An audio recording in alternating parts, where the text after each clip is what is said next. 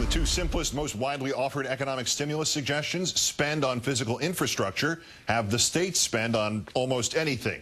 Our fourth story in the countdown: the president-elect trying to arrange for some of both at the annual meeting of the National Governors Association. But oddly, one of those governors acting again as if she thought the meeting was actually just another surprise party held in her honor.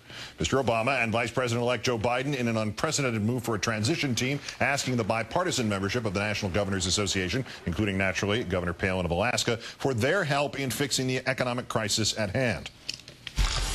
41 of the states that are represented here are likely to face budget shortfalls this year or next, forcing you to choose between reining in spending and raising taxes. Jobs are being cut, programs for the needy are at risk, libraries are being closed, and historic sites are being closed. We intend to help save or create 2.5 million jobs. We intend to put tax cuts into the pockets of hard-pressed middle-class families in your states. Doing so, Obama said, would call for governors not just to implement a plan, but participate in crafting it.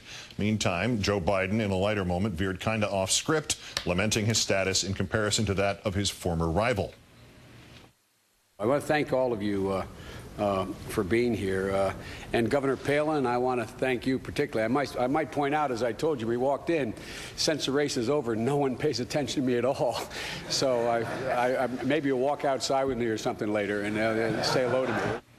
As for Governor Palin, availing herself of the media after those opening remarks, seemingly unable to resist hearkening back to the campaign trail in a "I told you so" moment. I appreciated that President-elect Obama recognizes first that he recognizes how valuable it is to have governors in his cabinet. In fact, governors do know best, if you will, when you talk about some of these issues that Senator Obama had brought up. In fact, remember on the campaign trail, I tried to convince the majority of voters that governors knew best. Obviously, that didn't work. I'm here, and VP-elect Biden is there.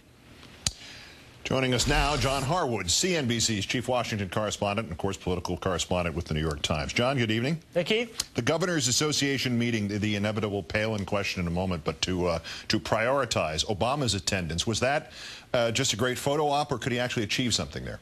Oh, I think he could definitely achieve some of his objectives. First of all, he was visible at a time when President Bush has mostly moved off the stage. A lot of people wonder who's minding the store, who's leading.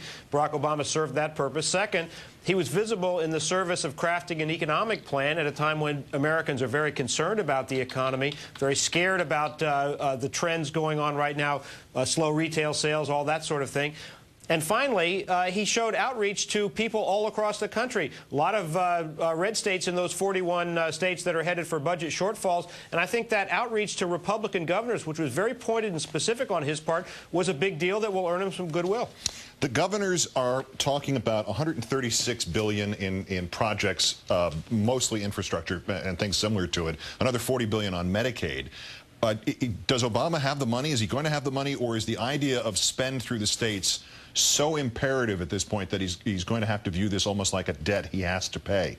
No, he doesn't have the money, but yes, he's going to spend it, and he wants to spend it. Barack Obama's been for aid to states and cities throughout the campaign as part of an economic stimulus, and the desire on his part and that of many other people is just getting bigger. It's pretty clear right now that the concern for short-term deficits on the Obama economic team and in much of the economic community in the country is next to zero right now, and so I think we're looking for aid to states and cities that is likely to get bigger rather than smaller.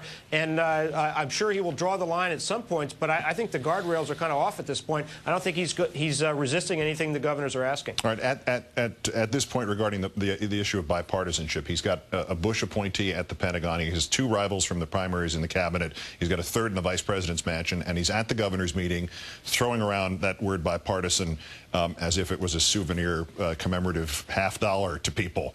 Does the cooperation at some point collide with political reality for the president-elect, or can he change the political reality just enough under these circumstances to actually forge this thing and make it work? Well, certainly it will collide with reality at some point, but the crisis has changed the reality on the ground, if you will, created more and more of a sense that we need to act. Look at Arnold Schwarzenegger at this meeting today. You know, some conservatives are out there saying, oh, big spending through the states or otherwise is old-style Democratic liberalism. Arnold Schwarzenegger said infrastructure spending, it's about time for us to do it. He's in a crisis right now. The more people who feel that way, the more chance he has of bringing Republicans in, and especially trying to accelerate some of these classic liberal programs like spending on alternative energy that people say, hey, if that'll help the economy, let's do it. It's pragmatic. And lastly, John, as promised, the obligatory question about Governor Palin. Is she a publicity-seeking missile at this point, or has this continuing focus on her now become ours, as in the media's, fault?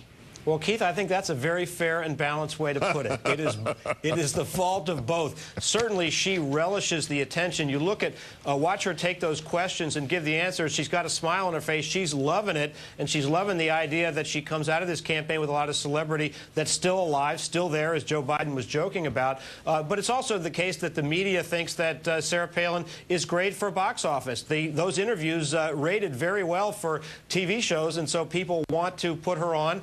And look, she's got star appeal. Whether you love her or whether you hate her, she's got star quality. Just as long as nobody tells her the election is already over. There you go. John Harwood of CNBC and the New York Times. As always, great thanks, John. You bet.